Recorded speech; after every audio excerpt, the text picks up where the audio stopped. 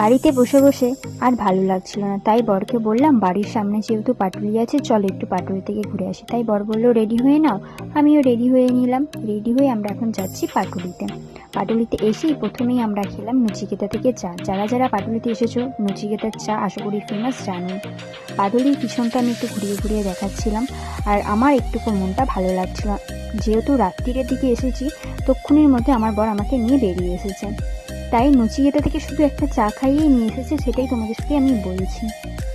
আমার বর বলল চলো রাস্তাতে যদি কিছু দেখতে পাই তোমাকে খাওয়াবো। রাস্তাতে দেখতে পাওয়ার নাম করে এমন একটা রাস্তার মধ্যে ঢুকিয়েছে, তোমাদেরকে কি বলবো, যে এত জঘন্য রাস্তা আমি জীবনেও দেখিনি। যেহেতু রাস্তাটা নতুন করে তৈরি হচ্ছে, তাই ড্রেনের জন্য রাস্তা খোলা হয়েছে, এতটা বাজে রাস্তা ধারণার বাইরে। তারপরে আমাদেরকে খাওয়ালো একটু পকোড়া খেলাম, কোল্ড ড্রিঙ্কস খেলাম। আমি ততক্ষণে বাড়ি যেতে থাকি, ততক্ষণে তোমরা আমার ভিডিওটা লাইক কমেন্ট করে দিও, আর কেমন কি লাগছে ভিডিওগুলো অবশ্যই জানিও। আর যেহেতু কামালগাছির পর আমাদের বাইপাস পড়ে, বাইপাসের রাস্তা কেমন কি যারা যারা গিয়েছো অবশ্যই কমেন্ট করে জানিও। চলো টাটা, পরের একটা ভিডিওতে দেখা হচ্ছে, টাটা।